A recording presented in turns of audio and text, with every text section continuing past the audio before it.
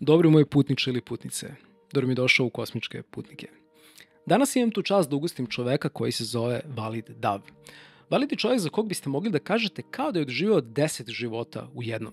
Bio je jedan od najpoznatijih pantomimičara u Evropi, družio se sa Dalaj Lamom, izučavao drevne mudrosti i znanja sa Tibeta i radio kao jedan od glavnih stručnjaka na razvoju vrlo složenih AI sistema poput Applovog SIRI modela. Stigo je i da bude u vezi sa ćerkom čuvenog Alberta Hofmana, inače čoveka koja je sintetizovao LSD. Mimo svega toga, Walid je učenik i direktni naslednik čuvenih psihoterapeuta Aleksandra Lovena i Džona Pijerakosa, koji su osnivači bioenergetske analize i core energetiksa i koji su ujedno i učenici Wilhelma Rajha. Pratići korake svojih mentora, Walid je kreirao sopstveni pristup u bioenergetskom radu koji je nazvao core development, odnosno razvoj jezgra. U pitanju je jedan vrlo zanimljiv sistem koji povezuje naše telo, psihu, energiju i svest u jedan celoviti sistem unutrašnje transformacije i upravo njemu smo posvetili današnju epizodu. U njoj istražujemo kako naše telo nosi zapise trauma, potisnutih emocija i blokada koje utiču doslovno na svaki aspekt našeg života. Walid će nas u ovoj epizodi uputiti u to kako kroz duboki rad sa našim telom i na našem telu možemo ponovo da pokrenemo našu životnu energiju, da pronađemo našu autentičnu snagu i da se otvorimo ka ljubavi, povezanosti i duhovnom razvoju. Ukoliko osjećaš da je u tebi ili u tvom životu nešto zapelo, ako osjećaš da ti je životni protok energije negde zaustavljen, ali ne znaš tačno gde ili zbog čega, i posebno ako osjećaš da ti sva ta self-help literatura jednostavno više ne pomaže, na pravom si mestu i siguran sam da se nećeš pokajati ako ostaneš sa nama do kraja ove iskrene i duboke razmene. Ukoliko uživaš ovome što kreiramo u Kosmičkim putnicima, najjednostavniji za tebe potpuno besplatan način da mene direktno podržiš da nastavim da kreiram ovo, jeste da lajkuješ ovu epizodu i da zapratiš ovaj kanal. I hvala ti puno na tome. Uživaj u ovoj epizodi.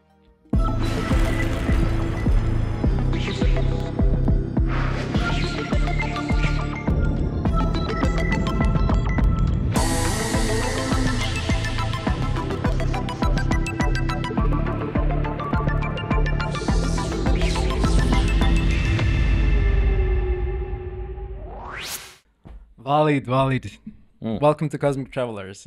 Thank you.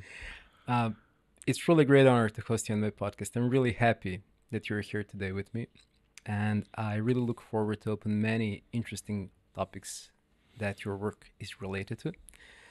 So I was fortunate enough to actually attend the workshop that you held here in Belgrade a few days ago, and I can just say, based on my personal experience, that the knowledge, the practice, and the experience that you shared during that workshop is really of profound importance for any individual who would like to find out what does it mean to be truly alive and present in this body that we have been given.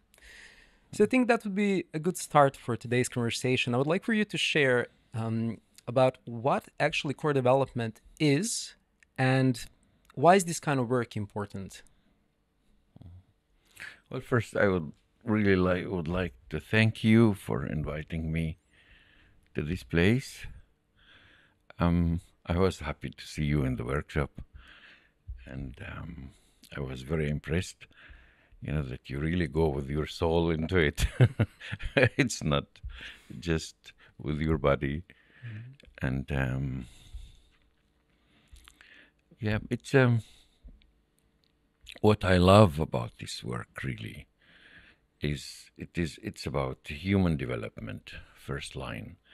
The second line is really about the aliveness of a human being. It's connecting you with the life movement in you, with the I wouldn't go now to the energy, but I would say that with the element, with the essence that creates your aliveness.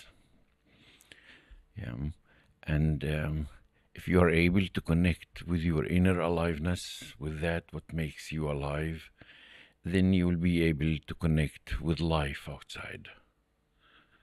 And I believe, really in my heart that when people connect with their essence, with their power, with their sources, they can solve their problems, They don't need anybody to tell them, how to solve the problems. They are able to do that when they really connect with the deepest in them, with their essence, yeah, and with the life movement, with the life force in them. So how does core development help us to do so? You know, core development, let me put it, in 3 terms. Yeah, core development, there is a place that core development came from. I didn't, create it in a way. I just modified many of those ideas and concepts that my teachers teach me. So I'm standing on the shoulders of my teachers and all those others before me who really was exploring life, who wanted to understand and connect with life. And my teachers has really given me a lot to feel the essence of life, yeah, the essence of our being, the essence of existence, yeah, and how to connect and love life. Yeah, I would say about me, as I'm a son of war, and I grew up in an atmosphere of hostility and hatred, and separation and polarization. So the negativity and the violence was a huge domination. And what I learned from that is not really to connect with life, but to hate life. I really hated human beings, I didn't trust them. I didn't want really to be with them. Yeah. And through those approaches, I really could heal myself and come to a place of love. Yeah, which I'm so thankful today that, and it becomes to me, the journey towards love and peace, inner peace and outer peace, yeah, is facing negativity, yeah, and transforming that energy. It becomes very essential for me in life. So this is what I would love to teach, to take all those children of our society that have no connection to life. They have connection more to electronics. They have connection to something, that takes their brain into illusion, not into reality. They don't know how to connect really. Yeah. So it's a pity. And core development is a method, it's a healing approach. In one part, it's increasing health and healing approach. Healing of your biography and increasing, teaching you how to increase health in you, like increasing energy in the system. Yeah. And when there is too much energy, how to regulate that too much energy, how to regulate tension, how to deal with stress. Yeah. So there is a lot of aspects from this to the same approach. So that's the first part. So increasing and healing. Yeah. You mentioned that there are 3 parts. And it deals a lot with human development. Mm-hmm. In human development, what I really understood and where I put a lot of focus in the work is understanding human nature. Human nature is not just good like this. Yeah, maybe, in the essence, in the core, every one of us is carrying a lot of love and universal energy that creates goodness in this life, because it wants to merge with life. Yeah, but our personality, my God, it needs education. Yeah, it's our personality has a lot of negativity in it. It's polar, it's always polar. You have the positive elements and you have the negative elements, in the personality. So you have, we are jealous, we are envy sometimes, we go into hatred, we go into rage when we are frustrated. Sometimes, this rage get accumulated and we want to take revenge, and we find ourselves, doing things that is strange, really strange. And when you understand that it's really our nature, it's not somebody that is doing to you, it's you reacting to circumstances.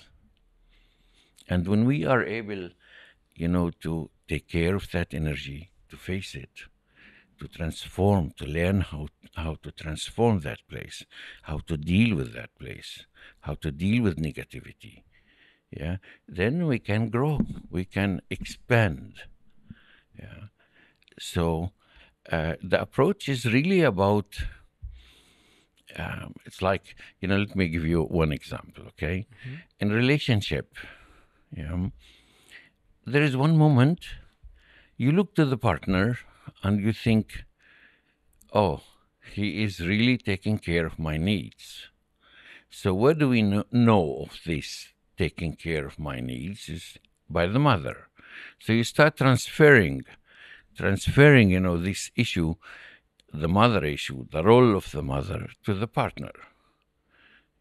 And then you start to become frustrated if they don't fulfill your needs, because your expectation system starts to work that way.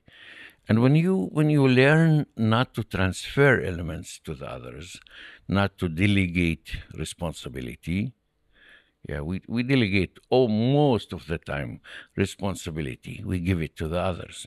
You are doing this to me. Well, this will take us nowhere, It will just create war. Mm-hmm. And to learn how to deal with those human nature, which is everybody does this. It's not something special. You are sick because you are delegating things to the partner, or the partner is delegating things to you. No, it's our human nature. We are like this. And we have to deal with it. We have to grow there. We have to educate our personality. We have to differentiate our personality. You have seen, in the workshop, that woman was just like, she creates an open heart for herself and then she attacks. It's so strange. Yeah, this is me. Fuck you. It's so funny. And when she said it, And then, to go there and just to differentiate for her, do you really mean it? What you're saying now? Where is this coming from? Mm-hmm. Then she can connect with bubbling feelings from early experience, and mixing her here and now, mm-hmm. with all the old feelings with the new, with the new approach. So when she can differentiate and separate them, she can stay with the constructive impulse. Mm-hmm. And she can learn to use this instructive impulse not to destroy her relations. Mm-hmm. So the approach is nice in that area. I like it. Mm-hmm. And I like to teach a human being how to communicate, how to mm-hmm. connect, how to be sensitive with one another, how to perceive, how to develop more empathy. You mentioned the concept of transfer. Yes. Would you care to explain a bit more on what transfer is, especially for the part of the audience that isn't familiar with this term? Transfer, look, on the energetic level, we exchange energy all the time. Mm-hmm. When our energies comes together, mm-hmm. then there is a mix of energy. When you're alone, you can hold, your energy, you contain it. Mm-hmm. But when you when you are in relation, as soon as your energy field enters another energy field, there is always an exchange. Yeah. And what happens in this exchange? If I had, if my mother, for example, wouldn't care about me, yeah, she just cared about herself and about the circumstances where she is, and I am so needy to have somebody who cares about me, then I start transferring this energy to you, expecting that you care about me instead of my mom, so I can heal. Yeah, mostly it's about the urge in the person who transfers the element to heal himself, to have a new experience. So I will be, looking, are you really taking care of me? Do you give me, the attention I need? Are you feeding, my emotional side? Yeah. And if you don't do this, I transfer the old feelings that I have, the frustration that I had by my mom to you. I start to become very angry on you instead of angry on the mother. Yeah, I start to give you the feelings that doesn't belong to you. Yeah, doesn't belong to the partner. They are old. Yeah, so that's one example, of the transferential issues. The other transferential issues, if I had, a dominant father, yeah, a father that controls and want me to be, that way. There is one moment, in the relation, if the partner, talks to me with a higher voice, I transfer that image of the father that is dominating me.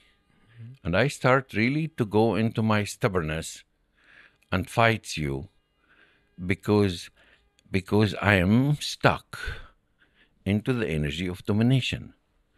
Yeah. And maybe the partner didn't dominate. He just doesn't hear so good today, and he speaks a little bit louder. That's all, So, but in my terminology, in my wounds, my old wounds, I transfer the image to you, and then start to react from that place. Thank you for clarifying it. I think that way it becomes more understandable for people that aren't so familiar. Yeah. So from time to time, I'm going to ask you to clarify certain things. Yes, please. I'm used to, because I come from an academic place. So I used to use that language and think everybody understand me, but it's not like that. It's not like that at all. So in addition to going back to this topic of core development, in addition to further understanding this kind of work, could you share a bit more about the very concepts and contents of core development so the audience can actually follow a bit more?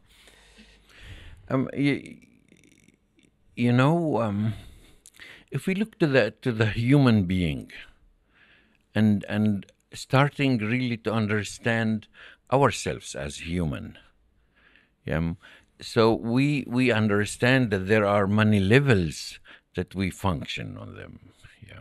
One of those levels that you see the function is the mental level.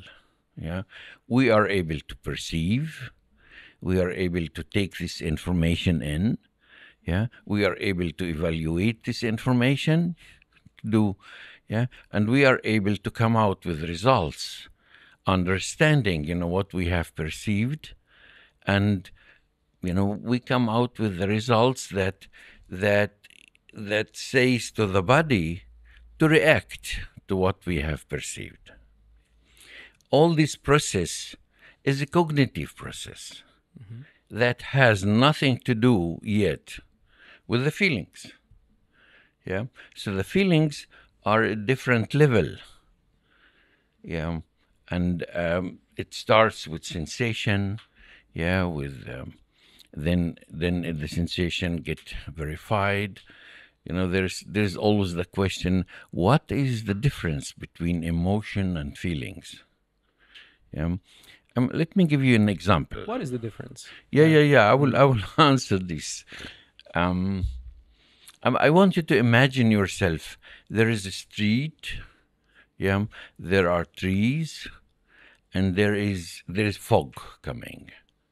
Yeah, so you are walking there, wanting to go home after work, and then at once there is a silhouette of a person standing there. So you see the silhouette of a person. You know, your system doesn't understand what is there, cannot verify. Then what your system starts is mobilizing energy, yeah, and there is something in you that doesn't understand what is it. I get curious, really, to catch it and to explain to the brain it is that. So that what comes up, this mobilization of energy that went to the muscles, went to your body, and your body starts to move from inside and get ready to react. Yeah, at once you identify this as anxiety. It's excitement and anxiety. Yeah. Then at once you look more, you come nearer, you see this person has something in the hand. You can't identify it. The anxiety increase. What is that? Yeah, you come nearer. So we are in the emotions at the moment. You come nearer, and the anxiety starts to turn into a little bit panic, and the body is totally ready to attack or to run away. Yeah, but as you come nearer, you see it's your husband standing there and having flowers in his hand. Yeah, and the whole feelings change. Yeah, because now you can identify, you have a cognition, yeah, clarification of the situation, where the emotion turns into feeling. Yeah. So then it opens you, and you go towards your husband, and all this energy that was mobilized to run away or to attack, it's different. Yeah. So this is the emotional side. Mm-hmm. Yeah. And then I was talking a little bit about the body reactions. When you get into this stress and this highly excitement in the nerve system, yeah, you have a lot of endocrinic reactions like adrenaline or noradrenaline. Yeah. So the ACTH, the ACTH hormone, from the hypophyse, goes, to our kidneys and start producing adrenaline. Mm-hmm. Yeah. And when this adrenaline is in the blood, mm-hmm. yeah, it creates those reactions, readiness of the body to react aggressively. Yeah. If there are no ability after to relax and take this away, the adrenaline, the whole substance, would go to the joints. Mm-hmm. And when it stays in the joints, it will start making joint pains. So this is the psychosomatic element. Mm-hmm. that goes with the psyche together, mm-hmm. goes with the emotion together, mm-hmm. goes with the cognition, mm-hmm. and with the energy. Mm-hmm. So energy is the next level? Yes, the energy is the cognitive, the emotional, the energetic. I was totally surprised that we still have a highly resistance in our culture here to talk about energy, to take the energy as a granted element for research. Mm-hmm. They talk about body, mind, and soul. And what about the energy? They say, what do you mean? When I talk to the doctors, I work with doctors. I work with 7 doctors, and we have this discussion always. So it seems like when you tell them, look, when you do an EEG, electroencephalogram, what is it that you measure? Oh, I'm measuring electricity. So what is electricity? Where is electricity coming from? They stop thinking. It's finished, When you say you measure EEG, the heart rate, what is that you measure? So they don't want to take the energy in. It seems, I don't know, maybe it is traditionally, if you look back, most of the popes, most of those saints that brought the energy into our culture, they was killed. Most of them. The last one was Reich. He died in jail.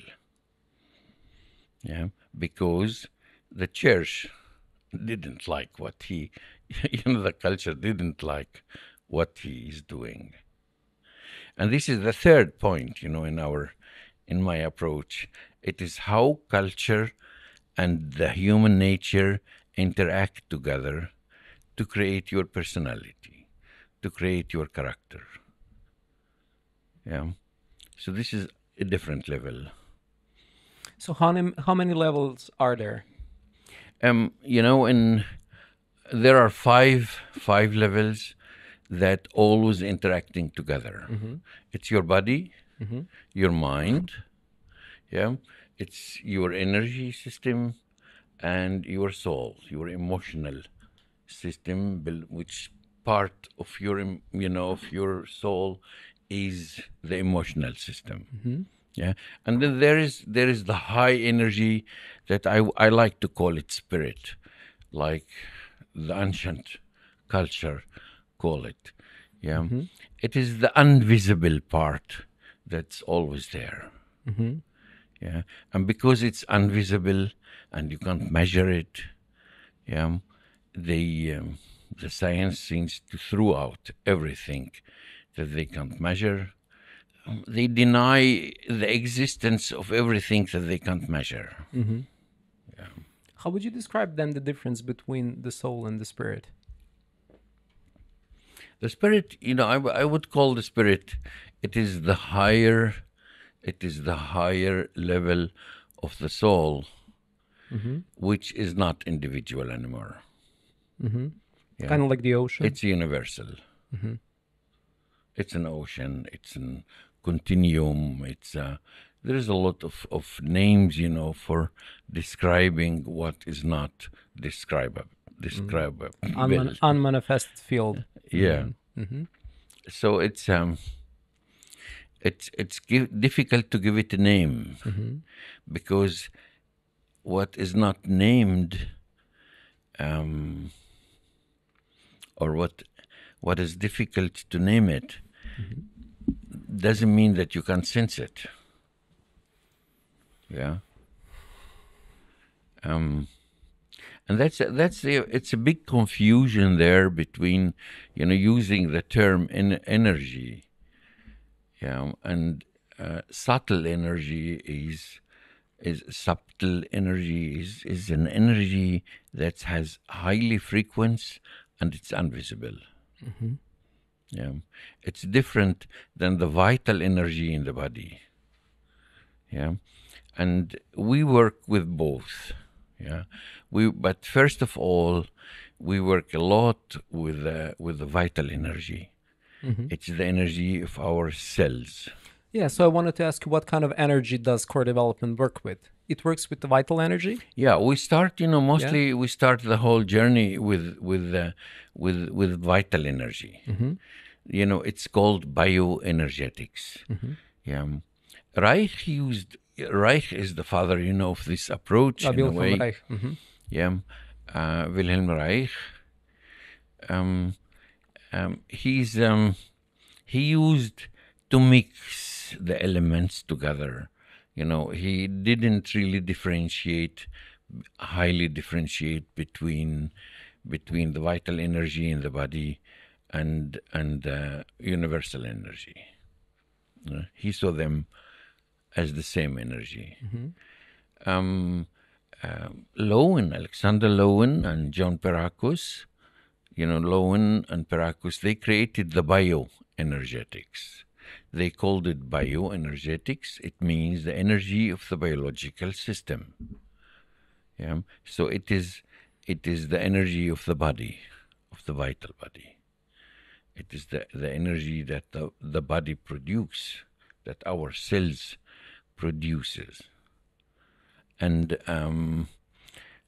today, we have really an approach which is different than the Eastern approach. Yeah. It's the Eastern approach focuses the same focus on energy, but they have a lot of organized. They work a lot with the organized energy. They work with the meridians. They work with the chakras. Yeah, they have their concepts. They have already a lot of concepts that today you can really photograph those concepts. Yeah, we have instruments. You know that I was one of my researches, around things. I'm a man who really wanted to understand the world, and I wanted to understand how phenomena happens. Yeah. And I started, developing instruments always. I found out psychology doesn't have the instruments really to deal with the elements. And as long we don't have instruments for erfassen, for capturing, then how are you going to understand it? So I started by creating instruments for understanding the nonverbal communication. What is happening there? Those days I understood nothing of energies. But I asked the right questions, like, how come the doctors comes to the place, to the patients, and he says, oh, he is better today. Well, what did you see to say he is better today or she is better today? And what did you see to say they are not depressed anymore? They can leave the hospital. Well, what happens there? Well, today I understand it more from the energetical, perception. Those days I understood it from the interactional. Yeah. So I found a lot of elements in the interactions. Was very funny. Those days I would never think about myself, I'm not an engineer. Yeah. But by the way, trying to understand the interaction, the interactional patterns in the communication, it brought me to a place discovering under the microscope, because I had really a friend, and he wanted to understand the when we speak, this is vibration, and he wanted to understand, are those vibrations always the same? So we discovered a pattern for the A. Yeah. And he was not interested to go on, but me, it never left me. I just, I wanted to understand, are there other patterns? So I discovered many patterns of these.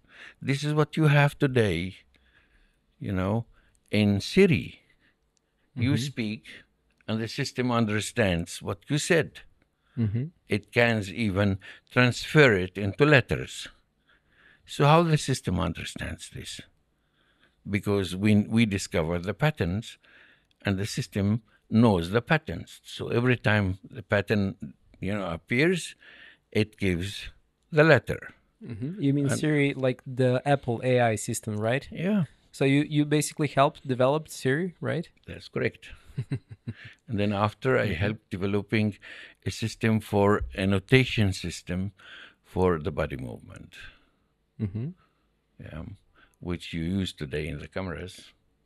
You use it at the airports Scanning the bodies, the movement, the Scanning. You know, those days we found out that there are about 73 dimension of movements, and every dimension has at least 5 positions.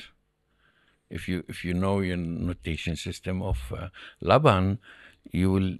It's very similar. And then there was no computer. You know, there was no potence in the computers really to put all those information together. And today we have, you know, those potential computers, so, and processors that they can do that very fast. So we are able to develop out of that. We was able to develop cameras, you know, 3-dimensional cameras that they just take your movements, and you're not going to change the patterns of your movement. Nobody can really fake that. Nobody. Yeah, and when you combine it with the micro movement of the face, you know, which movements that you don't see with your eyes, which are connected to your thoughts, with your emotions. Yeah, this is what they have at the airports today.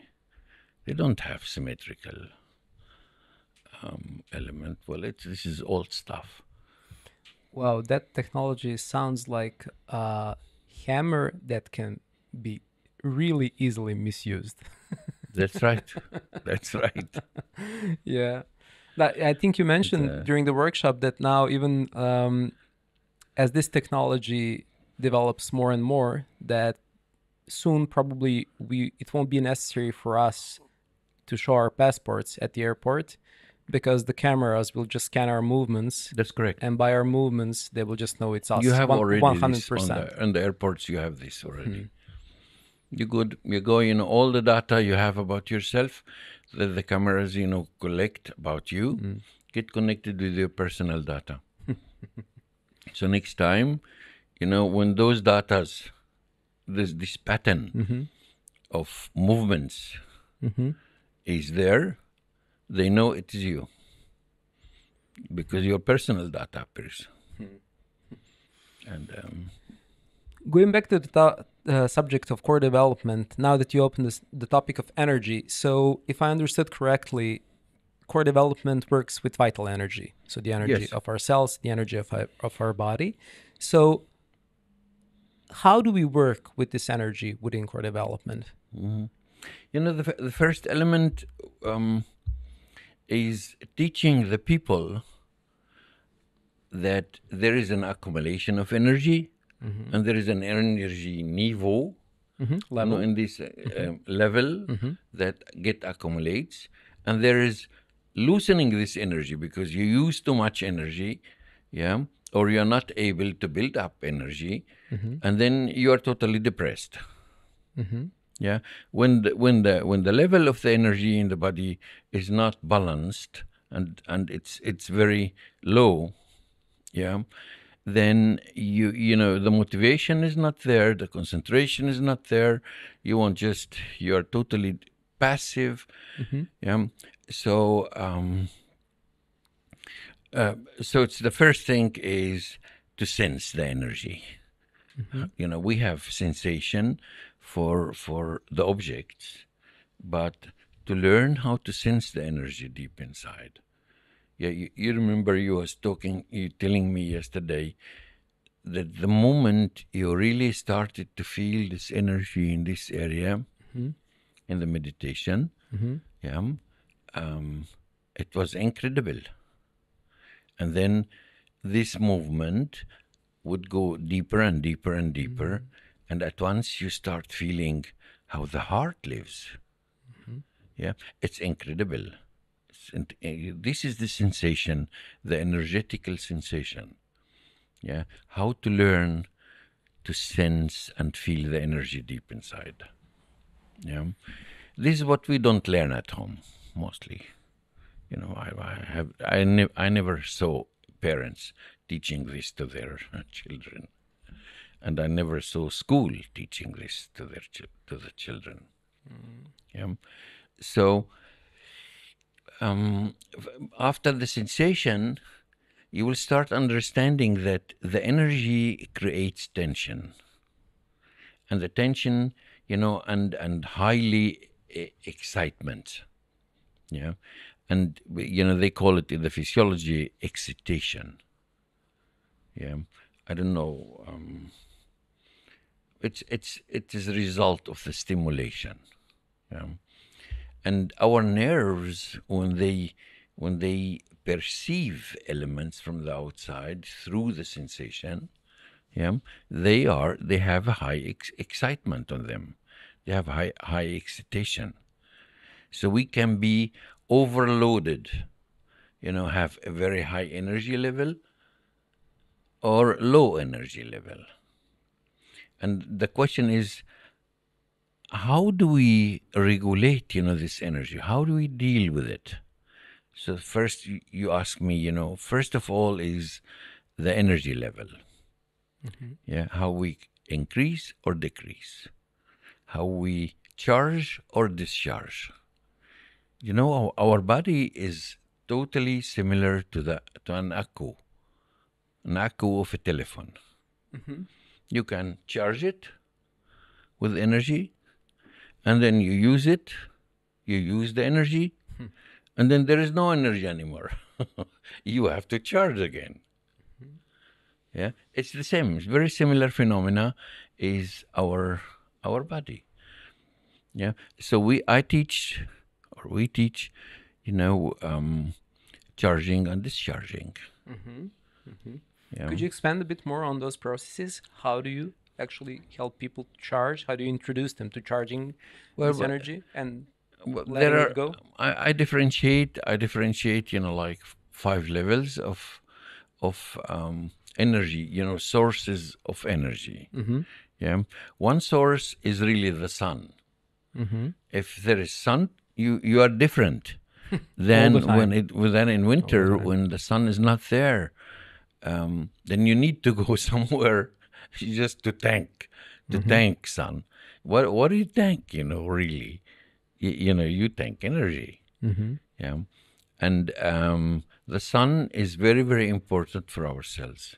Our body is really likes the cellular energy.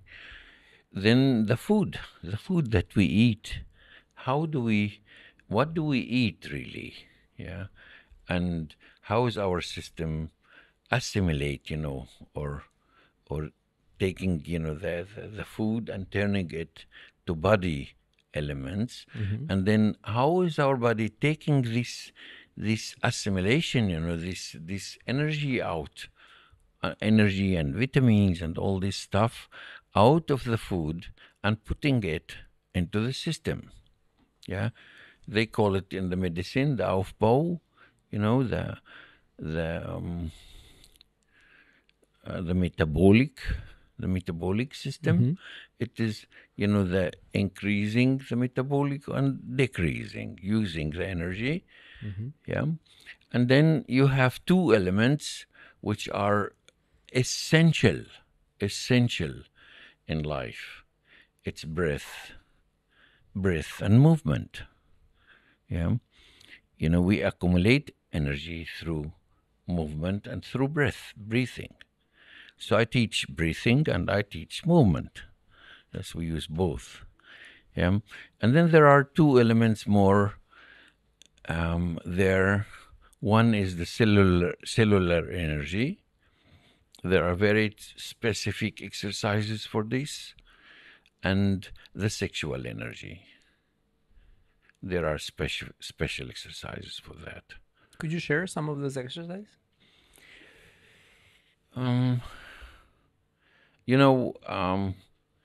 I can. I don't know how to share it. I need to show it. In a way. Can we do it now? We can do it now. Yeah. One of the exercise, mm-hmm. In the breath, mm-hmm. is to differentiate what is is a fire breath and what is a lunar breath. Mm-hmm. Yeah. When you inhale like.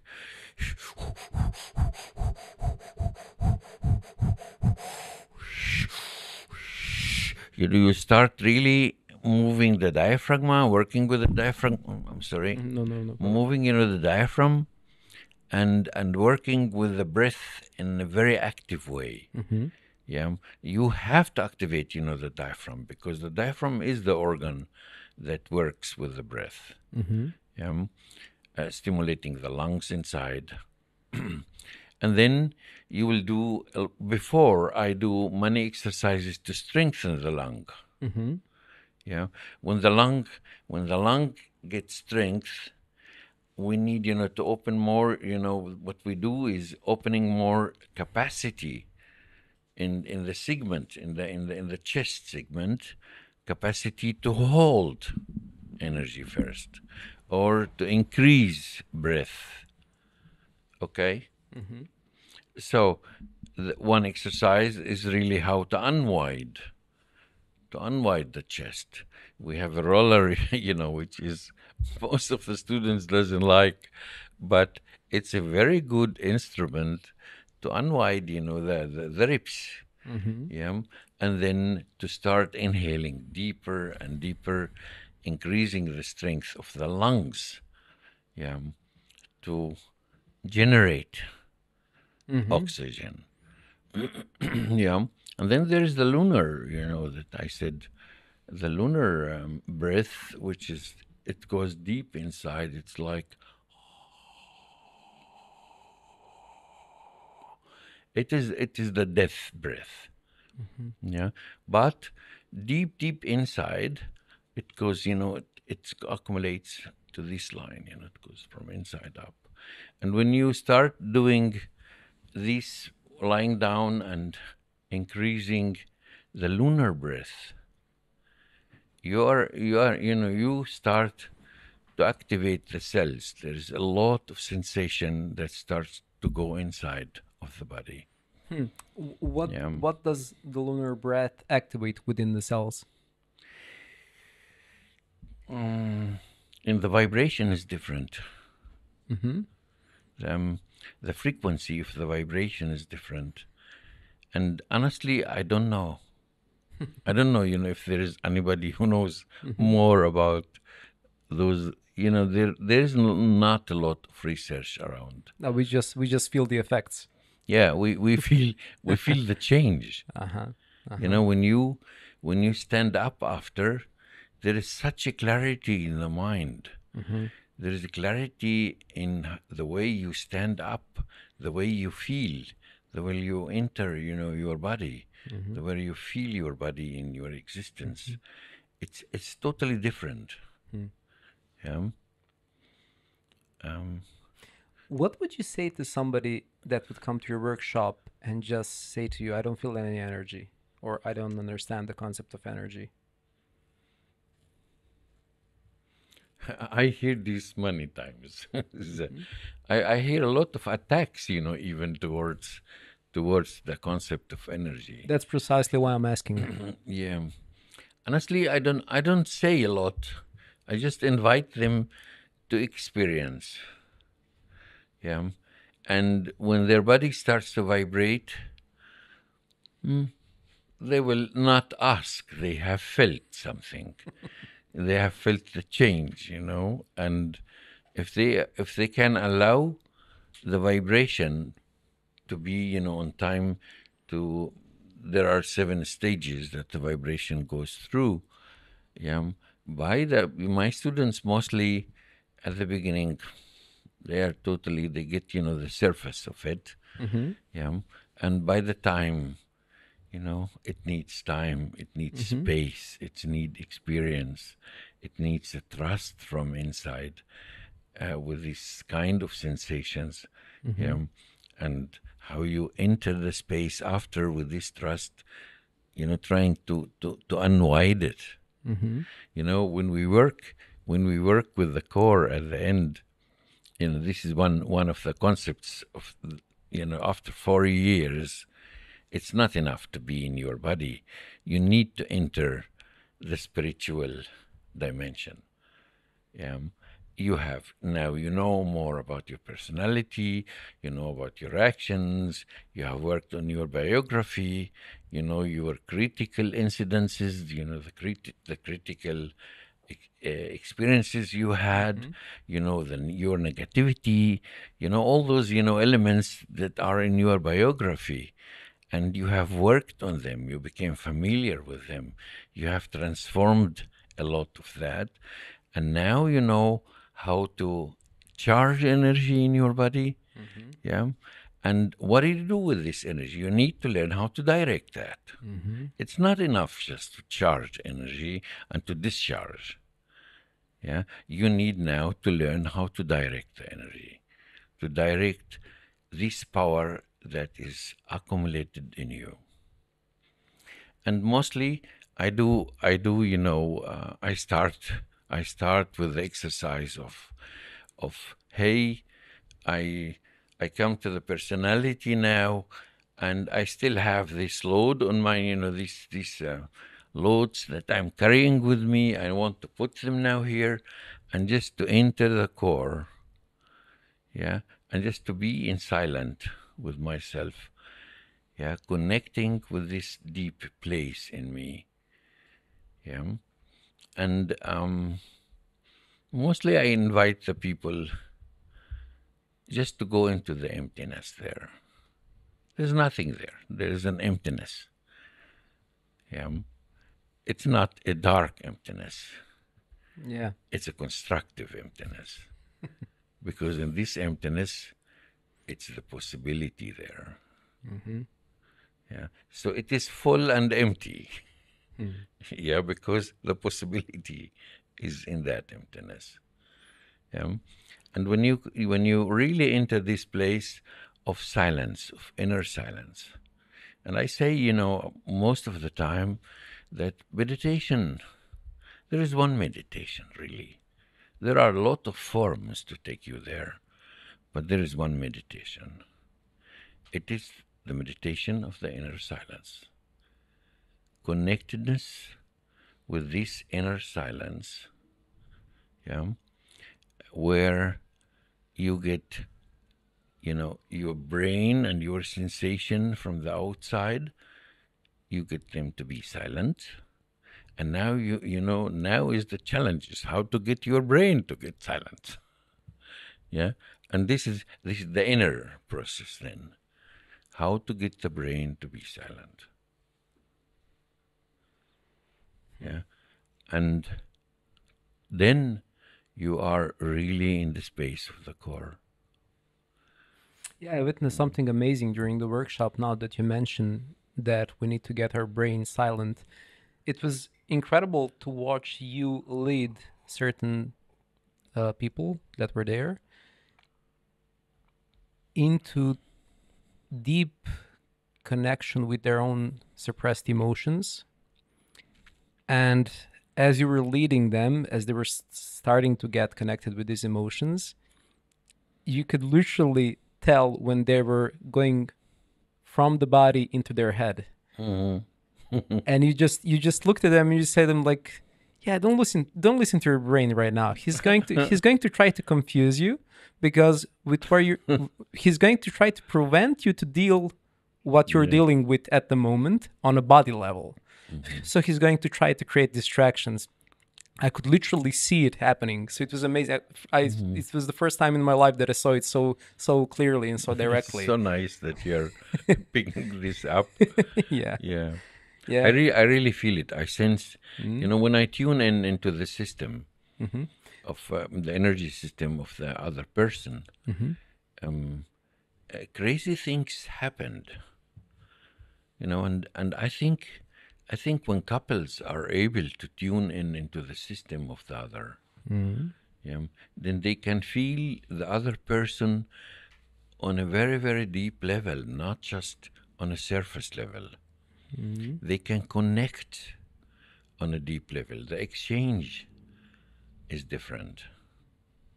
Yeah. How does one get to this kind of connection with his own partner?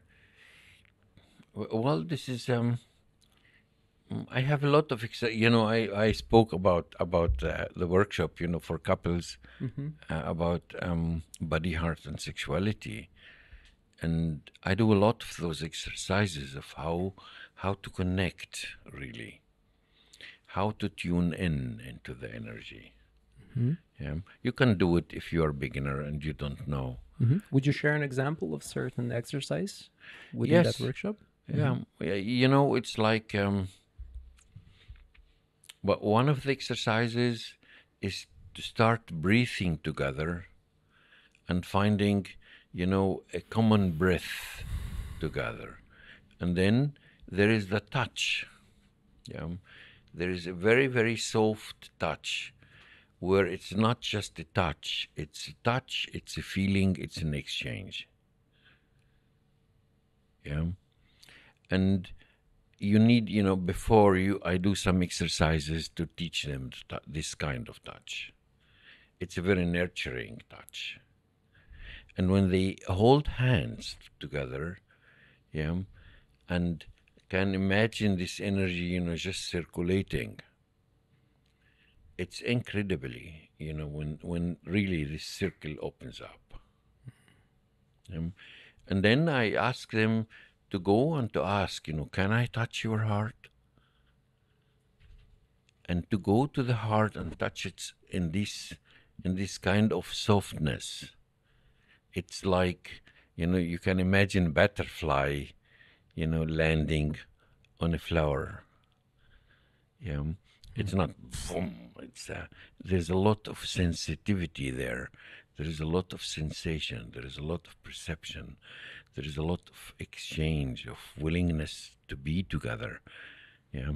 So to open that place and start, it's really a place of exchange, feeling one another on a totally different level.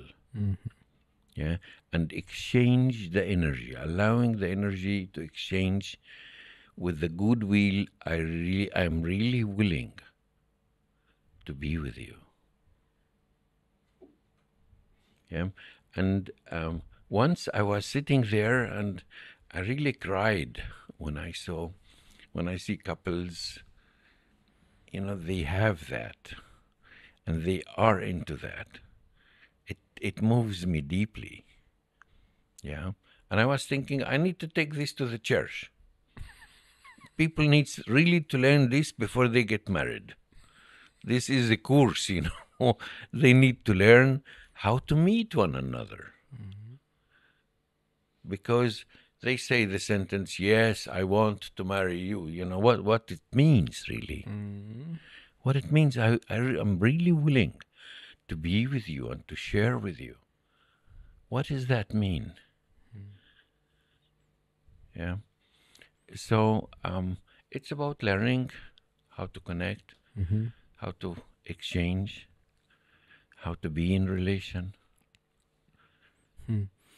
Wonderful. Beautiful. Thank you so much for sharing it. You're welcome. You mentioned several times, I mean, like we've been talking about core development, and you mentioned several times this term core. So what does this core stand for? What does it actually mean? You touched upon this subject during the workshop, and I'm asking this even today because I'm not even sure at this moment that I understand it fully. So I would like for you to expand a bit more on the subject of core and how, like, what are the prerequisites that we need to establish before we get connected to this core? What does it take for us to get connected to it and to actually recognize it within us? Mm-hmm. It's a very nice question. You know, every human being is born with center, a center of its being. It's not personal. The energy there is not personal. It is an energy that's more universal. It's a very high frequency of energy that connects you with higher dimensions and with energies that are higher and bigger than us. Maybe some cultures would call this God. Yeah, I don't know. You can call it spirit. You can call it the continuum. You know, there are many names for this. it's not important which etiquette you put on it. What important is the content, that you can sense that place, that energy there, the energy that connects you with the higher dimension and open in you a place of inspiration and guidance. Yeah. The core is in this center. In this center, there's always, like an exchange between your essences that you brought with you and the universal, the universe. Out of this dialogue, between your essences and the universe, the layers, and then the experience starts, and the layers of your personality start to get developed. Yeah, and so the layers of our personality, I do differentiate between the positive and the negative layer. This is the first polarization, because our personality is polarized. And then there is a third layer. I call it the social self. Yeah. If you look to the people interacting together, mostly they interact from the social self. When there is more intimacy, they can go deeper. Yeah, but mostly even they don't enter the social self. They stay in the mask. The mask is one part of the defenses. Yeah, it's the outer layer of defenses. And many people interact together from the layer of defenses. They meet one another from the layer of defenses. They don't go down to the positive layer, and the layer of defenses keeps them always away from their heart, from the core, from the qualities of the higher self that is in the positive self. Yeah. In the positive self, there is the higher self, there. And you have a lot of beautiful qualities about you. But when we interact from the defense place, yeah, we are angry then with one another. We are keeping, walls in the interaction. Yeah. So part of the work is really to help people to take those walls out and to allow the higher self, or this beautiful part in the human being, to start shining, to start coming out. Who are you? Yeah. How can you become authentic with who you are? How can you become truthful to yourself, to the others? Yeah. And this is one of the major parts of the work, is to open those walls that we have created through our development. Yeah. And becoming more ourselves. Yeah. Living out our inner resources, our inborn resources, not just the learned resources, but the inborn resources. To learn how to breathe, this is an inborn resource. To learn how to stand, this is an inborn resource. To learn how to use your power, to accumulate power and to get focused, and use your power for your life, this is everybody has this. So I ask myself, why they are so depressed? I love the sentence of my teacher, Aleksandra Lovena would ask, I'm Pijerakosa too, but Aleksandra Lovena would ask always, where is your aliveness? Yeah. You're not living really. You're dead in a way. Yeah. So show me who you are. Show me your aliveness. Yeah. And Pijerakosa loved that. When this energy starts to bubble, he would start vibrating with you, and he loves to work with this flow of energy, this how you use, your energy to empower yourself, to move for your life. Yeah. So those are wonderful places really to learn. Yeah. So what is the end goal of all this? Why do we learn this? Yeah, like for any individual that may partake in this kind of work, what would be like the Everest of this work, this top of the mountain that one would reach within core development? The top of the mountain, you will find peace. It's a peace work.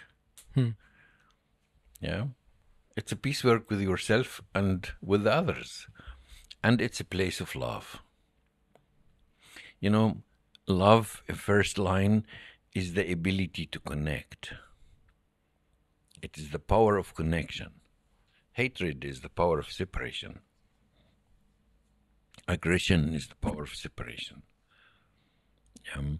And to learn how to use your energies to move them towards a constructive life, yeah, a fulfilling life, a joyful life, yeah, and a peaceful life,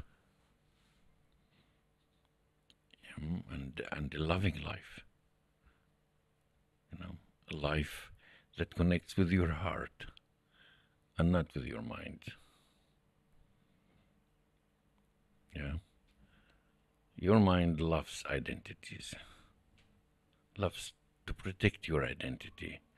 Your heart is always yearning to find another person to merge, to connect, to share. Yeah. So, how did this work came into your life? You mentioned some of your mentors, which are Pijerakosa and Aleksandra Lovena. Like, how did you came upon this work? At what point in life did it enter? I honestly, I never thought in my life that I would become one time a therapist. I think I didn't know anything about it. Yeah, or a psychologist, or I wanted to be an artist. Since I'm a child, I know how to draw. I draw all the time. Yeah, I write poetry. I love to write poetry, and I was punished, hardly.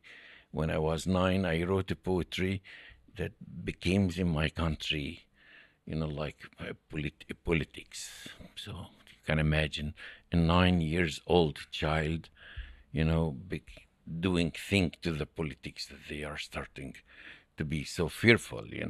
What's crazy is there. But I didn't get that. You wrote a poetry piece. I wrote a poetry that piece affected the government. Yes. When you were 9 years old. And it came in the news, and it came in the news, and they threw me out from the school. What did you write?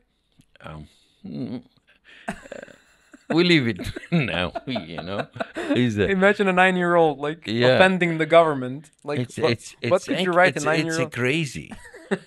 Yeah.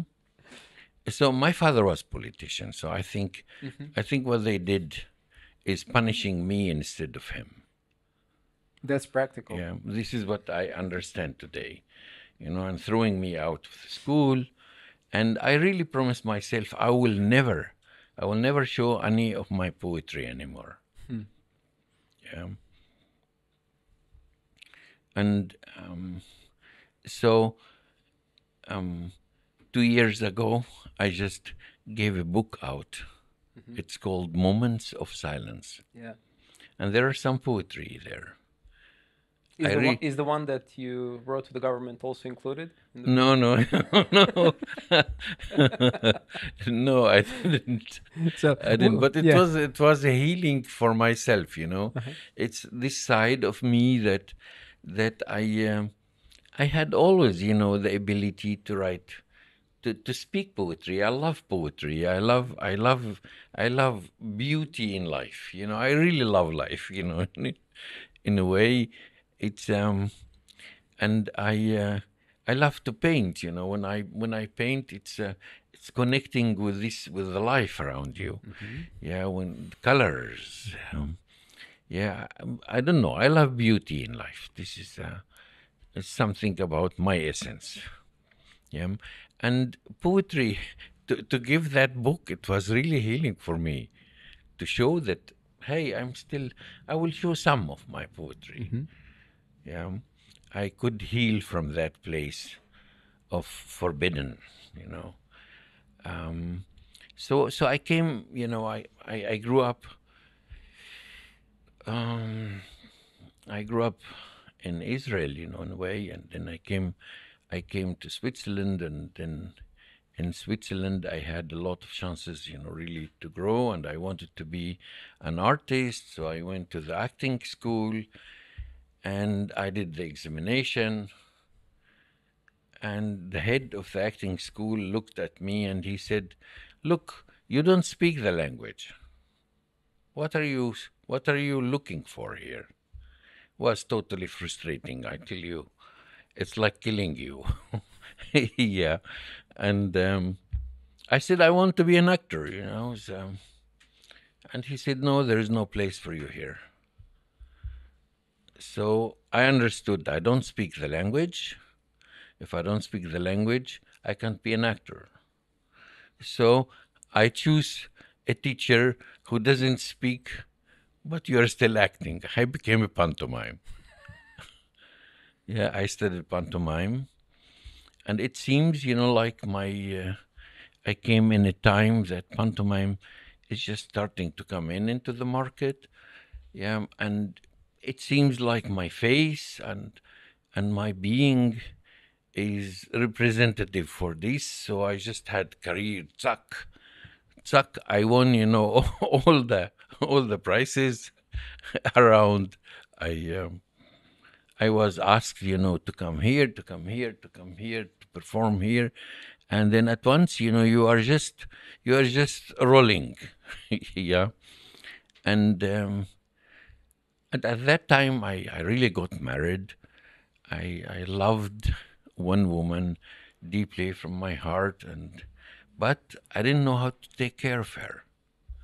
I was busy with my career, being important. You stand up there, you have those 500 people clapping to you, and wanting to see more, and all this narcissistic stuff, that is there. Till she left me. She was a very good background, really backing me. Yeah, and I never understood the power of her holding me in the back. So I broke down after separation, and after I had chances, I met some people. I met, one man, one man who created a system in the energy. Yeah, I was in Hawaii. Yeah, I took the money as a performer, as pantomime, and went to Hawaii I had the money, so I rented a beautiful place near the beach, and I thought, okay, I'll spend the money there. I didn't want to admit, really my pain, and to look at my pain, and to look, about what happened really, why I couldn't feel the elements anymore, why I broke down. Yeah. And there was a man, you see, life is sometimes very mean. It gives you exactly what you need. Not what you want. Not what you want, Yeah. There's some moments you get exactly what you need. Yeah. And this man would walk, in front of the Waikiki beach. I was sitting there enjoying, this dancing. Yeah, I love this music of the ocean. It would takes me into ecstasy that I don't need to feel anything. And there is a man standing there with eyeglasses saying to me, "Hey, young man, you look so sad." I was thinking, hey, come on, go, And but he kept, every night he came 3 times. I saw him walking there, and he told me, he wanted really to speak to me, and then he invited me to his house. I went to his house. There was a party of a lot of people. So it started, then he was the man, who puts me on the journey of healing. Yeah, it's amazing. He and his wife, they have created the polarity principle, it's an energy work with contact. So I at that time, I came back then to Switzerland, and I was totally convinced now I will start working on my healing. So that brought me to the psychology, and there I am, and I studied psychology. I studied psychoanalytic stuff first. I studied Gestalt therapy because there is more interaction there. I went to the psychodrama a little bit, and I was missing the body. I'm a dancer. I like to dance. I like to move. Pantomime. Everything. Yes, I want to play mime. I want to perform. I want. This is my energy. So I was missing this, just to sit and to talk with people. Yeah, it didn't fit to me, in a way. So I by the time I was just looking, I went to the clinic. I was 7 years working in psychiatric clinic. Yeah, and even in the clinic, I missed the body. So somebody told me in Geneva, there is one man. His name is Aleksandra Lovena. He's studying medicine, but he's doing groups. So I went to Aleksandra Lovena, and I studied bioenergetic therapy. And I liked it very much. Yeah, but he talked all the time about Džona Pijerakosa. And there was one moment I really went and met Džona Pijerakosa. It was, by the way. And Džona Pijerakosa, he's Mediterranean. And it seems like we have very similar souls. He seemed to me at the beginning, wow, I found this positive, ideal father in him. And he seems to find a friend in me. Yeah, he all the time was saying, we know one another. We was this. You don't remember, we were scientists and blah, blah, blah, blah, which I never, I took him seriously in those sentences, but he seems to see wider than me, and deeper. Yeah. So he spoke to you after you met, like you've known each other for ages. Like yes, you were colleagues. This is exactly what. And you thought, like, is this guy pulling my leg? What is this all about, right? Well, I would think, this man is crazy. What he's telling? What is this? Yeah, but well, today I understand that souls comes back. They are on journey. You shared within the workshop a really interesting thing after you met Džona Pijerakosa, how he did his body scanning of the people that came to his workshops. Can you share it also now? It's a wonderful story. Yeah,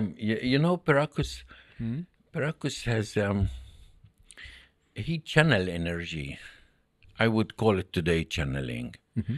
Yeah, but he connects with you on a deep energetic level.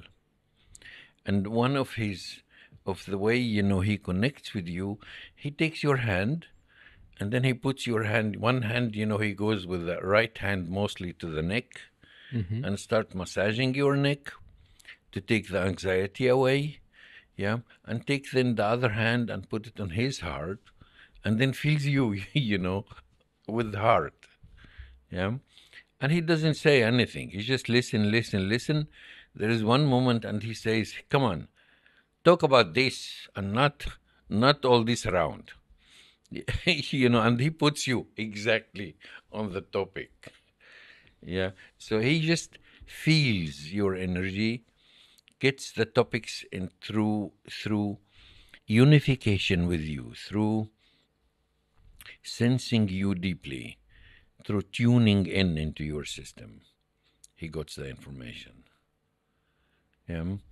I have that too. You know, sometimes when I connect with people, they're totally astonished. You know, "Well, how do you know this?" You know, I remember in Huar, you know, one guy who was challenging me all the time. He wouldn't follow, you know, any instruction in the group. And then I asked him, you know, why you're disturbing all the time? He couldn't answer. I said, do you want anything from me? He said, yes, I want to work with you. I said, okay, come on. You know, so I felt like that's a signal to me to put more attention to him.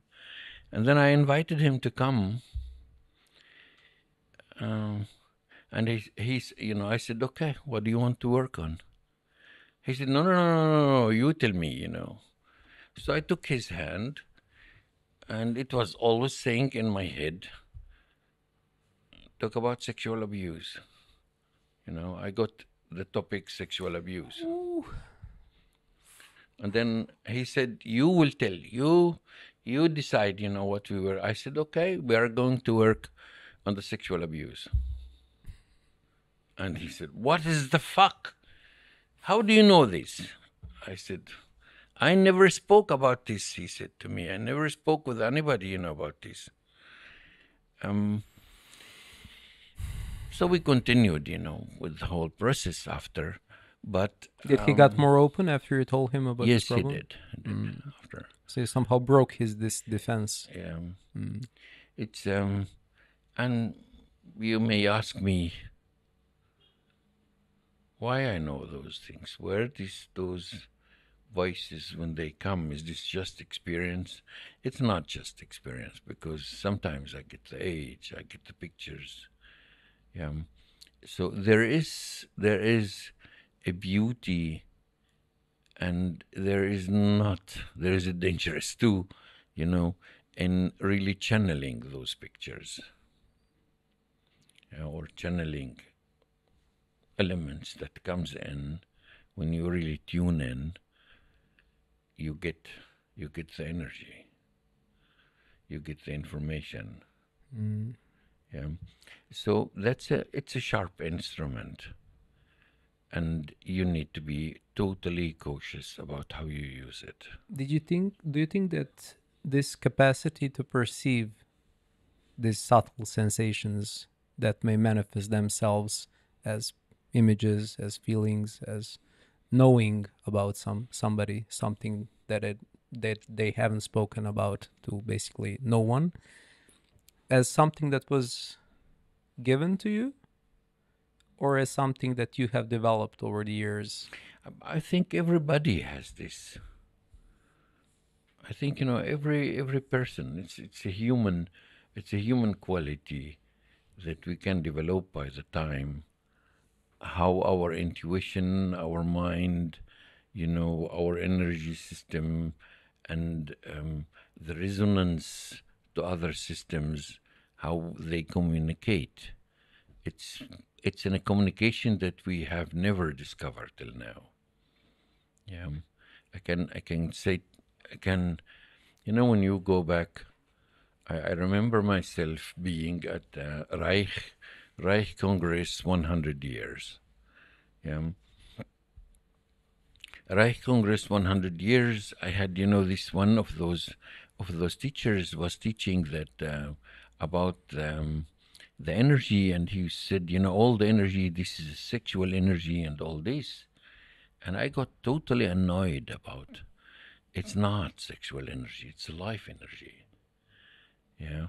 And then I stand up and I shared with him something that I really would like to share with you. Yeah.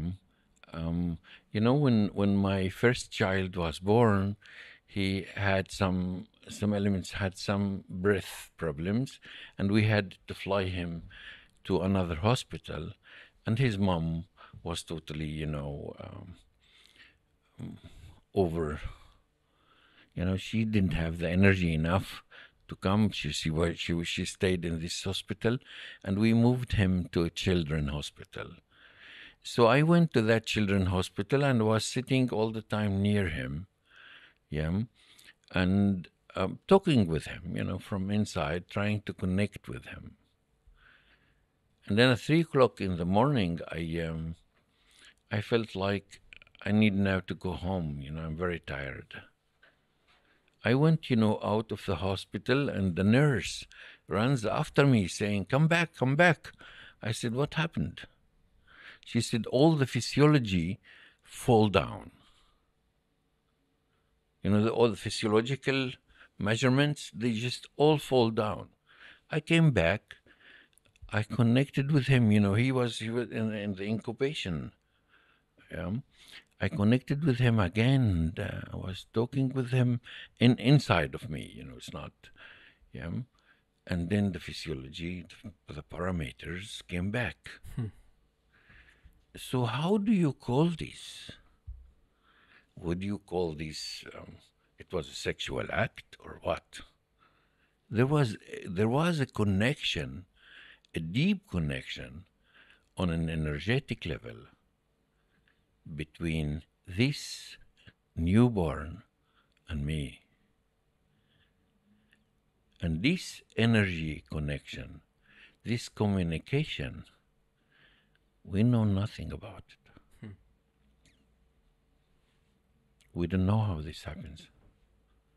In a way, I can imagine how this happens, energetically. There are the same frequencies. He has my genetics. We have similar frequencies. So we can put ourselves on the same frequency and just connect. And when I think, when I say deep inside, I wish you to stay, don't go away. I want, you are welcome in this life. This information goes through. And you can imagine how many children the parents doesn't want them, and how their system contracts, because there is this exchange of energy. There is this information. Okay? Yeah, and it's like they basically cut off their children from this energy supply. Correct. Like, I don't want you. So Correct. There is this. I'm always fascinated by adopted children. There is one moment in the adoption, they stand up and they start really looking to find their parents. Always. And when, they may go to Colombia, like I have now a couple, working with me, and they went to Colombia back, searching the parents of that girl. The moment this girl found her mother, and she could be with her mother, she didn't want to stay, in Colombia, but she wanted to meet her biological mother, to feel her soul, and just to feel she could find peace inside through this. It's amazing, this kind of, I would call it genetic resonance.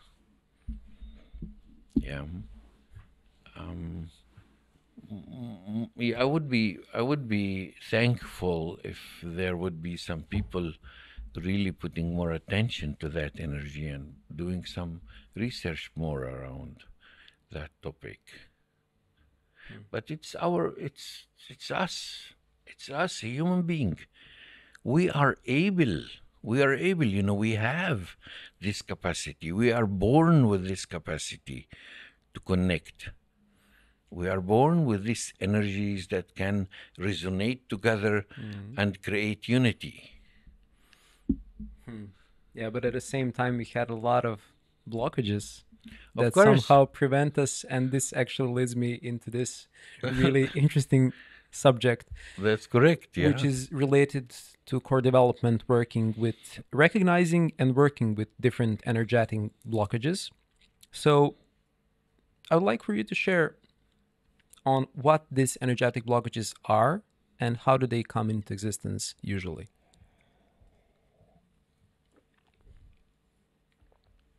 You know, the blocks or the blockages are on different levels. It starts with the body, or starts with the mind, or starts energetically. It is all together, you know. When you think, you know, what you think, what you say to yourself, your brain will take that. When you say to your brain, I'm a failure, you know, I never succeed, I'm a failure, I will never succeed. Your brain will take, and your brain is a machine, will take that for granted and will start producing a failure. Yeah, because you are creating the energy field that manifests a failure. If you start saying, you know, I'm unable to do, you know, my life, and you give up, and this, your system will react adequately to that what you think. Just a small side note. When you say system, because you have been mentioning system during this conversation, what exactly do you mean about? I will give you, you know, an example of your body. Yeah, somebody puts some boundaries to you, yeah, or frustrates your system, and your system get contracted. In this contraction, yeah, you pull yourself together. You make your inner spaces very, very small. Yeah, you hold on that contraction. Yeah, like when a child gets rejected, yeah, the child contracts. Yeah, when there is a pain, there is a contraction. If the child stays in this contraction, they will not be able, they will be like frozen. Yeah. Let me give you, you know, an example. When you are frustrated and you get angry, then you are in rage. When you are in rage, you do, you know, this what's this? Tightening the fist. Yeah, you make a fist. Yeah, you squeeze. This is a normal, natural reaction, because you want to hit, or you want, you know, to be aggressive. Yeah, this is a totally normal reaction. It is not normal if you would walk all your life with this fist. Yeah. Then you can't regulate this, you can't release this, you know. And this when you keep your fist like this, walking like this, you are holding a wall. You're holding resistance. So those negative experiences forms us mostly. They have effect on us. Yeah. So it is, you know, today they say trauma is not about the trauma itself.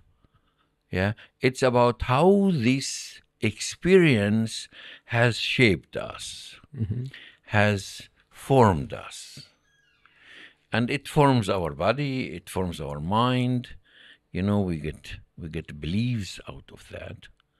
Yeah. If it shapes our feelings. Yeah. And create patterns. Yeah. So all those elements, we would call them a holding pattern. You know, you hold impulses back. If you are angry and you can't express this anger, you hold this back.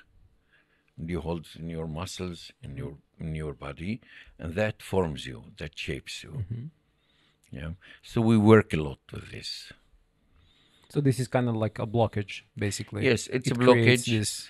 It's a blockage, and when it's become chronic, you know, long time holding, you know, this fist, it's very hard, you know, to open it because the muscles get so adapted and gets, you know, this pattern becomes you.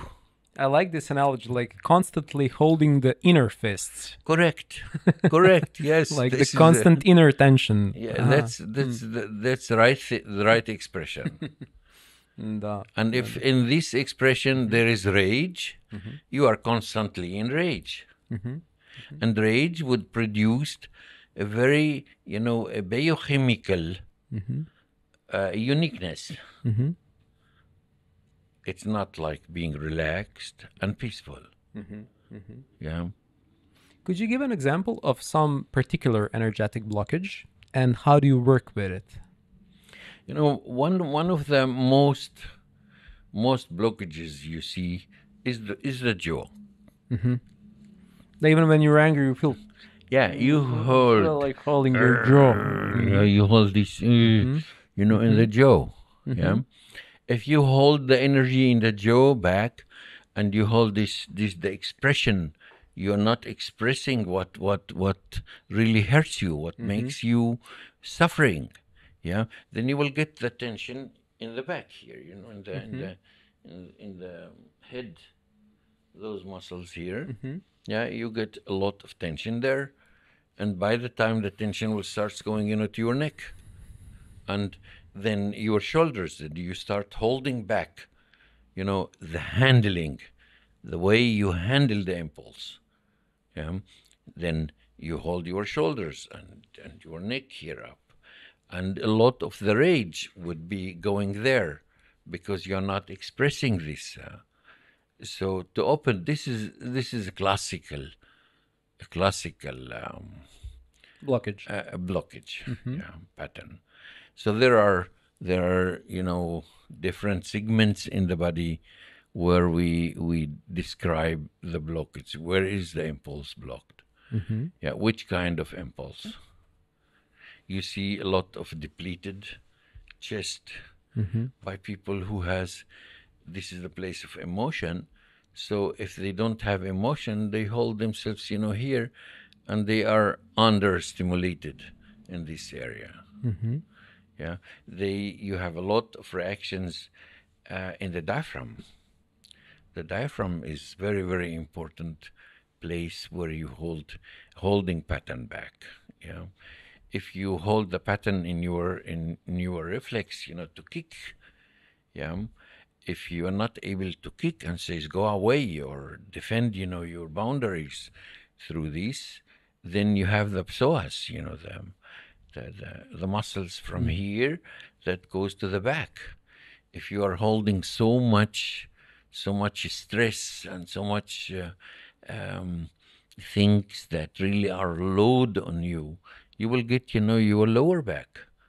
Your lower back will start reacting. It's L3 and L4 and L5 mostly. Yeah, they start to react to this pressure from above, or from holding back the impulse of aggression. Yeah, the impulse of assertiveness, of moving forwards. Yeah, so all those, you know, there are holding pattern map, we call it, to define, you know, where are the holding patterns, and they are the defending patterns. You know, the eyes are classical holding pattern or defending pattern. People wouldn't look to you directly; they would look always away, or they seems to be irritated by the eyes. You know, they like put a layer to look through the layer to you, or you may look in their eyes and you see emptiness. Yeah, or frozenness, you know, or the eyes would tell you, hey, go away, don't come near.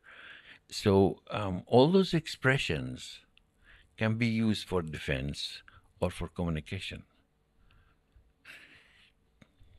Yeah. How do you work with some of those defenses or patterns or blockages?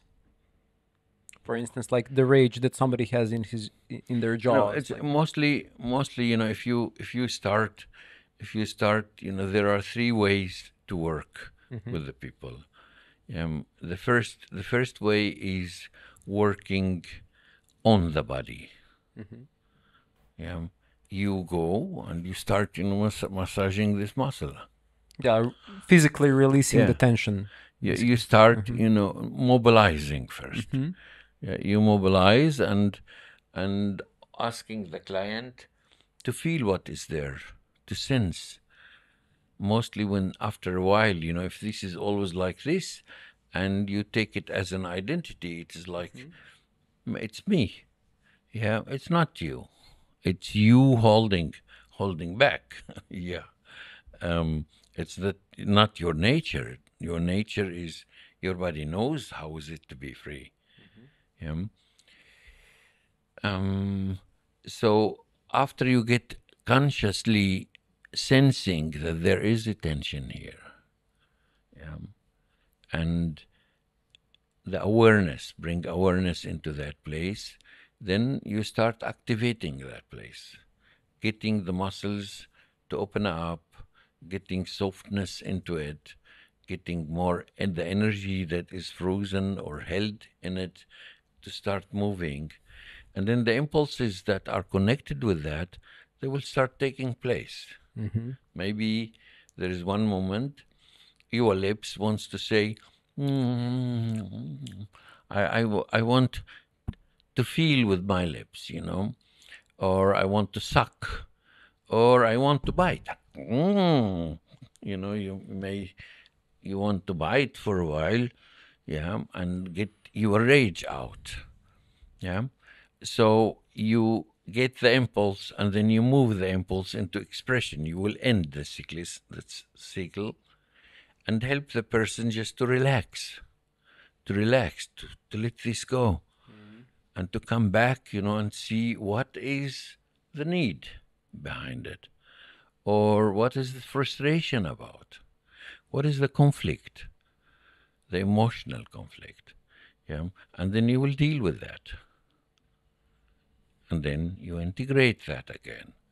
So it is always about mobilizing, moving, expressing, using, or after the expression, you need to integrate the element. Finding good solution for yourself. I can share my personal experience. It was during the second day. I mean, like, each day was interesting in itself, but I'm just gonna pick one particular exercise.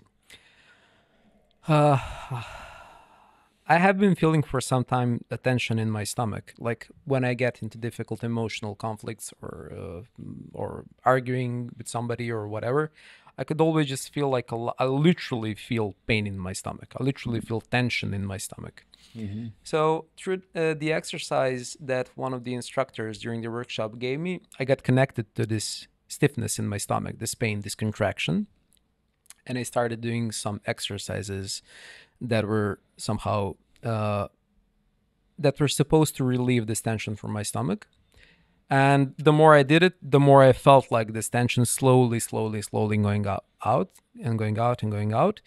At the time when I was doing the exercise, I didn't think about what was the meaning behind this tension. I was just getting connected to the tension. So after the tension got released through the exercise, after I lay down, it was kind of like the aftermath of the exercise helped me to realize with what this tension was actually connected to. It was anger. It was unnecessary emotional luggage that I had been carrying. Not being able to express myself fully when I needed to. And it was like kind of like all these impressions slowly started to appear in my awareness with what this may have been connected to, this pain, this stiffness. So it was really, really, really interesting. Do you think that my the connections that I made actually made sense? Of course, it made highly sense. I like your sentence of unnecessary, sensations, but they are there. It is your way reacting to some emotional emotional situations. Mm-hmm. Yeah. And I love, when you start finding the context. So you said something very, very beautiful that we call it, energy, action, interaction, meaning. That the cognitive element, the giving it a meaning, yeah, or finding in which situation it was, it is difference, it is more abstract. Mm-hmm. Yeah, it's different than the phenomena itself. Mm-hmm. So we work first on the phenomena, yeah, and without going higher, on the cognitive level, that start thinking about. Mm-hmm. Yeah, when we use the language, you are already on an abstract level of that what is happening. Mm-hmm. Yeah. So the way you describe it, it's so beautiful because you describe the steps that we work first with the phenomena, we relax the phenomena, or we end this cycle that was broken. Yeah. Expressing, this rage, and then try to understand it. Why is it there? What, with which elements is this connected, and what was the context those days? Yeah. And It can be scary though. huh? It can be scary though. Releasing, of course, releasing this compressed anger. To speak about it, here mentally, Yeah. it's always more safe. Yeah. More safe than just taking it down into your body and feel it. Yeah. Yeah. Body is a scary place. It's a wonderful place also. It's a beautiful place. Yes. But it's a temple that needs to be cleaned from time to time, right? That's correct. That's correct. Yeah. Yeah. So would you be willing to share some of your own personal blockages that you experienced along your way of the development and how you overcame that blockage through this work? I think one of my biggest blockages was the segment of my heart. Mm-hmm. Yeah, I seemed to look like the rigid, early, rigid. I would hold a lot. I would close, this segment, and nobody can come near to me. Mm-hmm. I'm rationally very, very fast, yeah, and analytically very sharp. But I shouldn't feel it, I shouldn't connect. Nobody shall touch my heart. And I worked, I remembered once to be overpowered, by Aleksandra Lovena, in one of the sessions. Yeah, I was working on this segment. He really wanted me to open up here, and he was putting a lot of power. Those pioneers, they had no boundaries like we know, and they didn't differentiate. So No safety protocols. no. So he went totally there, No. and he didn't have the sensitivity to who I am in my history, because he knew me little, not like today. Therapists, they spend some time with you to get to know you, to get to know your history, to get to know how was your development, what are those critical incidences or negative events that has formed you the way you are today. Yeah. So he would put me on the stool that he had, and I was totally, after I felt like a lot of pain in this area first of all, and then I was totally confused. And I think I had even the way I remember myself, in this week, that I had at least 2 days, I was like totally not connected with the reality. Yeah. This wouldn't happen today. This is really the work of the pioneers who really wanted to destroy those obstacles, you know. They called the defenses obstacle. They didn't understood that the defenses are an important way of regulation. Yeah. Today we understand that this is how the child could regulate, you know, those elements those days. But when, as an adult, you have more possibilities, and we need to go together. There is a together steps of opening that place in a good way. Yeah. So your system can accept it. I mean, your body, your organism, and you can relate more into that. So those days, they didn't want this. You know, they want just to break your structure down. And it makes you, if they break your structure down, then they thought the flow of energy would come more in. Yeah. Well, it was a violent way of repeating violence on the body, which we don't do today, you know. So open up, it needed, you know, it took me a while. After I remember being in one of the workshops and working, you know, hard on this segment to open my heart. And I have a beautiful heart. I really love the power of my heart today. Those days I didn't want, you know, I would call it stuff rigid that wants to be successful. Yeah, and successful with power, not with quality, not with beauty, not. Yeah. So I was in workshop, and then I remember going, you know, sleeping 3 days after with a lot. There was a hall of people. We were sleeping, and then I woke up, you know, in the night. Yeah, I don't know, you know, if you you are more familiar with yoga and with yeah, and I was doing Siddha yoga, and I was in an intensive of 5 days of meditation. Yeah, meditation, but it was more. We added, you know, saptas and breath work.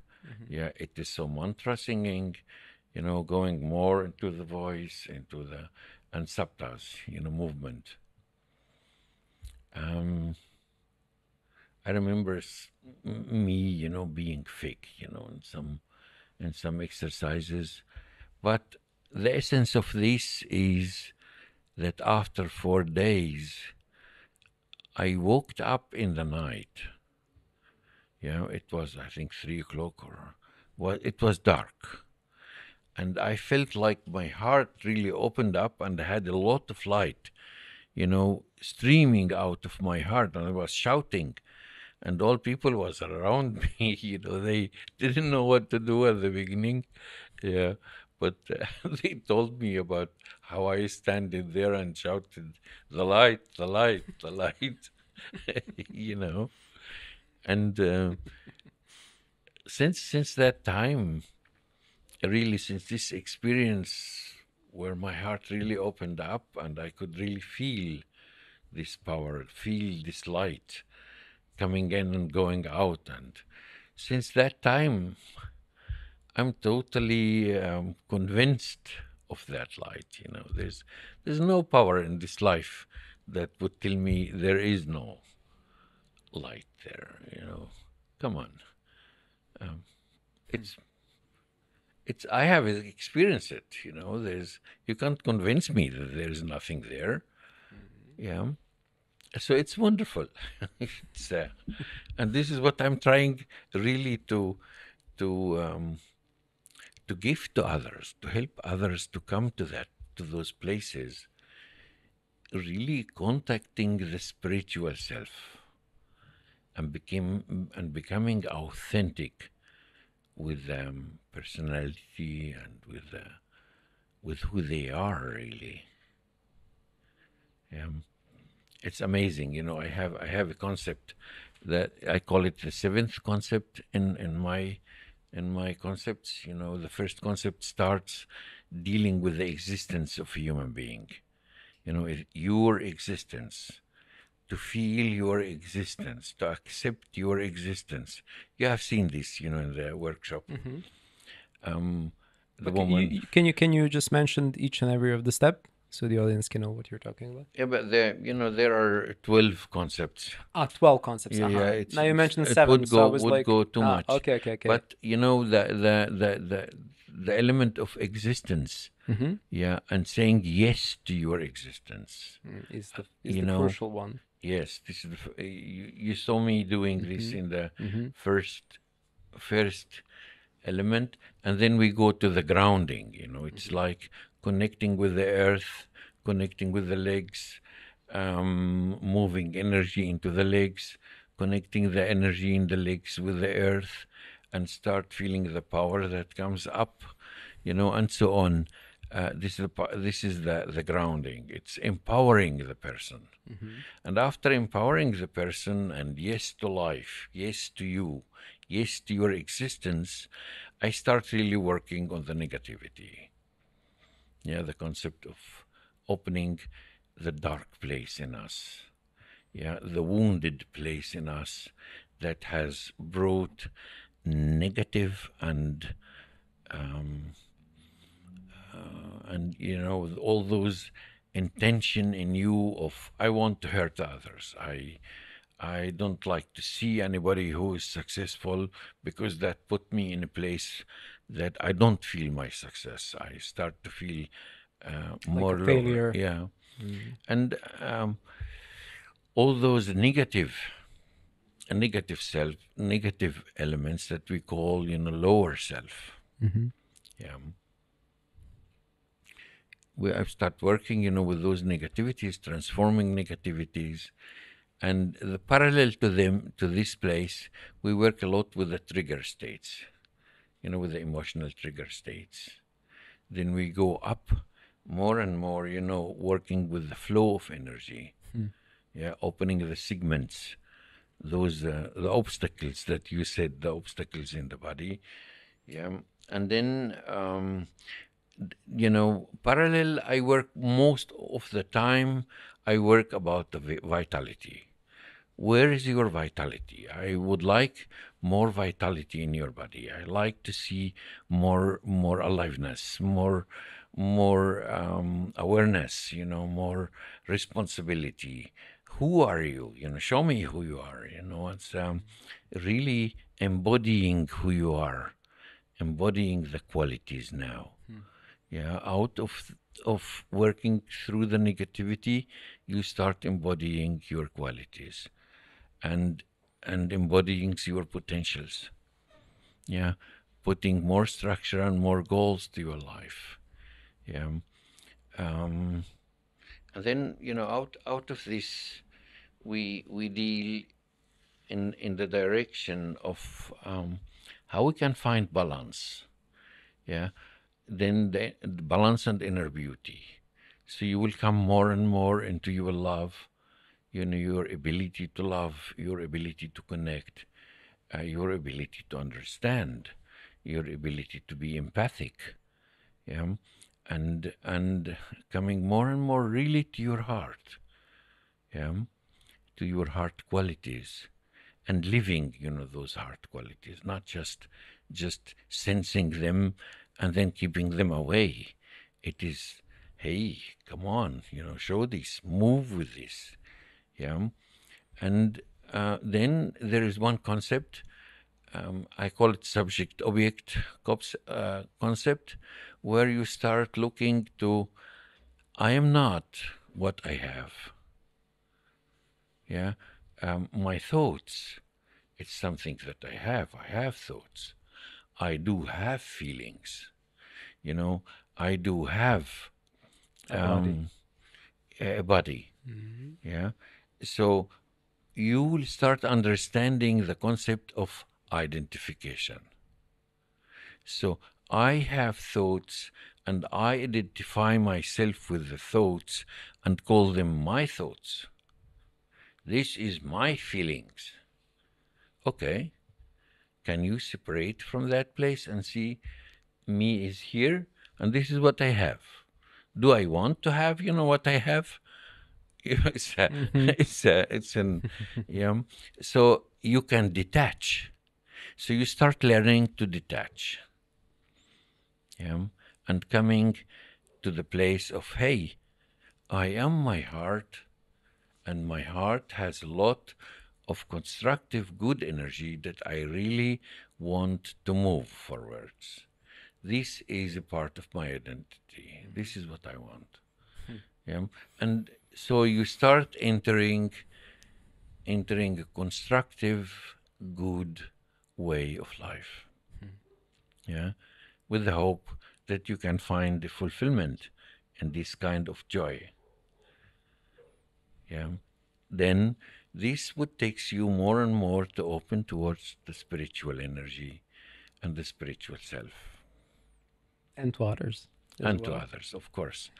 Sharing with others. It's always. That also takes me to a really interesting aspect of your work, which is related to character formations and how usually these formations also play out in our relationships. So I would like for you to share a bit on what these character formations represent, how do they form, and how do they play out in our relationships with other people? You know, I'm writing an article at the moment about developmental trauma, and I really could see how in every character structure, this character formation, I call it in my book character formation, there is a traumatic element there. There is a traumatization in this kind of development. But the character is about, I said the experience forms us, forms our personality. But there are experiences that are connected with our needs, with our primal needs. The primal needs are like a newborn child needs to be welcomed, in life, needs bonding, needs parents that really cares about the child, about the well-being of the child. Needs parents that see in the development the moment when the identity starts to get the I, the me, it gets to get formed and supports this, reflects, gives reflection to the child in that area. Then the child became autonomous. When the child owns the I, the me, the child wants to use this impulse of me. Me want to go to see the foreigner, the things that I'm curious about, and the mom says, no, you come back. So the child doesn't know to follow his impulse or to follow the mother impulse. So gets stuck in the middle, and doesn't live his autonomy. The child that his needs was not met by the parents because the parents had no sensitivity for the child and they didn't know how to care about the child. This child starts to give his own needs away and to adapt to the parents. So you find all those elements, they form a character in us. They form, they organize the body differently on, according to this experience, your body get organized differently, inside and outside. Okay? So if you have a lot of stubbornness, when you was a child, it is really the section between, it is the oral part when the parents, they care and they don't care. Yeah, sometimes they come and fulfill the needs of the child and take care of his well-being. Yeah, and sometimes they don't appear. So the child, by the time, if they don't appear very few times, he doesn't know what to rely on. And when the child cannot rely on the parents, on those near people, what the child do? They close themselves and promise, I will never ask for help. Yeah, there is nobody there for me. Those are the beliefs. And they act according to those beliefs. This is what we call, after there is a characteristical way of organization and behavior. This is what we call, character. So now you can imagine, mostly, an oral who's totally needy, they see a rigid, yeah, and they fall in love with the rigid because the rigid would come and says, I promise I will do, everything for you. But they will not do everything for them. So they will be frustrating them after a while, yeah, in the relation because they can't do everything for them. Yeah. Or you find, let's see, one couple that we had, in the group, one of their topics is, she is more, I would call masochistic, oral, she's very, very needy, but she holds back her needs, yeah, and he's a schizoid in the form of, he was rejected as a child, and he is totally frozen. In his frozenness, he says, keep away from me. In her orality and neediness, she says, come to me, don't leave me, just stay there. And here you have a conflict, between them. She wants him to be with her and to stay with her and nurture her, and he doesn't want to have her near to him. He can't handle contact. Yeah. And then then she will attack him because he's so frustrated, and he will go and become more autistic. He will pull back and pull back. Every time she reached to him to get contact, she will be frustrated. Then she will attack him. Yeah. And if he gets attacks, he knows hostility is outside. He pulls, back and become more autistic. Will go on distance. So how are you going to solve, this? So this is a classical character conflicts between partners. So would you be willing to share an example, a case study of some individual that first of all recognized some of the blockages and then managed to get healed through core development? So I had a man who was a very, very nice story of one professor came to me, from the university, and just the word professor, I found myself at the beginning that I would give him the respect out of the title. Yeah, and there's some fear there not to do something wrong, out of the title, not about him. But then I just could put this away and think, okay, professor or not professor, it doesn't matter. I want to meet the person. Who is the person? Yeah. So I start really cleaning my mask, yeah, my fears, and entering the relation. And I really observed something very, very unique.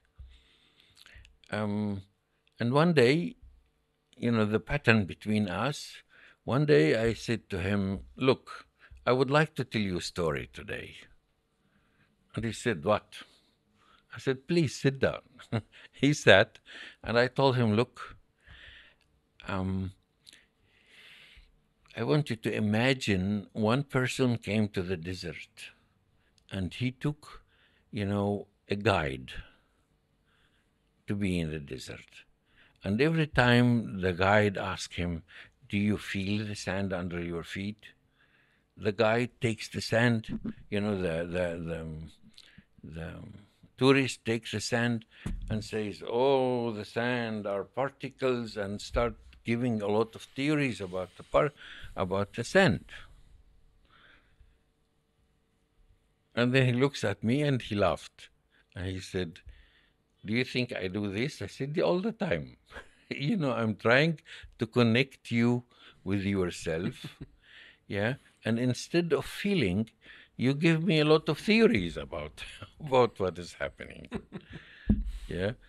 And, you know, there was a turning point in this story that he really said, okay, I will allow you now to be my leader.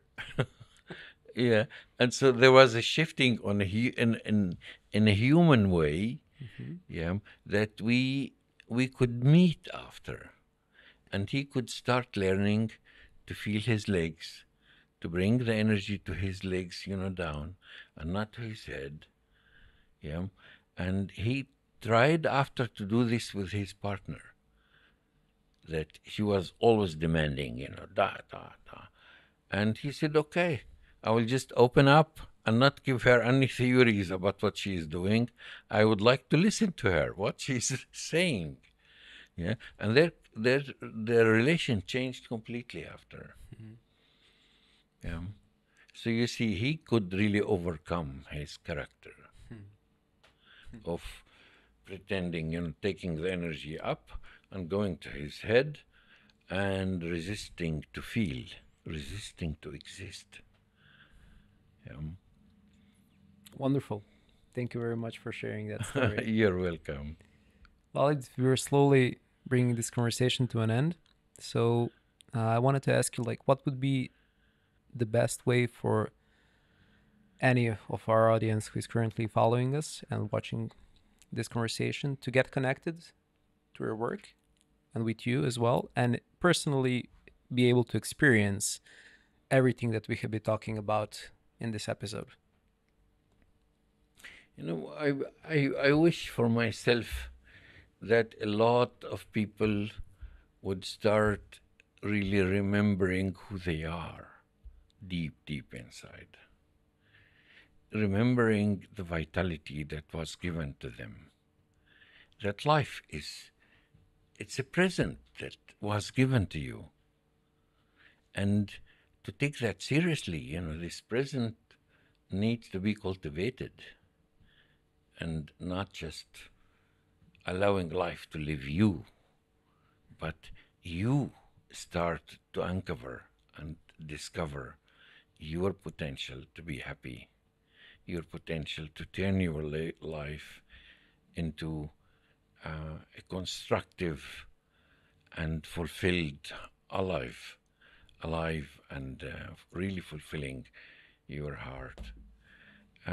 Learning more to become who you are, yeah, and to express your truth, to live your truth. I think if you became really honest with yourself and truthful, it's a lot. Yeah, wanting to know more about who you are and wanting to move for that in life. If we are able to use our heart, you know, guiding us in life, we can cooperate together and we can create peace on this earth. We can. It's a matter of willingness and awareness too. Okay? And for people who would like to experience these workshops that I have also attended, like, how many times a year do you organize these workshops here in Serbia? You know, I come I think 3 or 4 times a year here to Serbia. So each time you come, it's a workshop, right? Yes. Or it will be training. You know, I'm not good in just doing workshops. I like to have a continuity in the education. So do you have some kind of like a page or a contact form where people can actually follow and see when the workshops are going to be organized, or they can just like follow up on some important information? Yes, yes, there is core development area. And there is a lot of information there and photos and so. So we're going to share the link. Yeah. If you Great. Otherwise, just put core energetics or core development, Switzerland, and you will get my page. There's some information there too. I didn't took care of it in the last few months, but I need really to actualize the whole thing. Thank you for giving me the impulse of that. Yeah. Thank you for sharing everything that you have shared. I have really enjoyed this conversation. Yeah, thank you for inviting me to be with you and to share that together. And I really can't wait to experience some other workshops that you hold. Definitely. Thank you.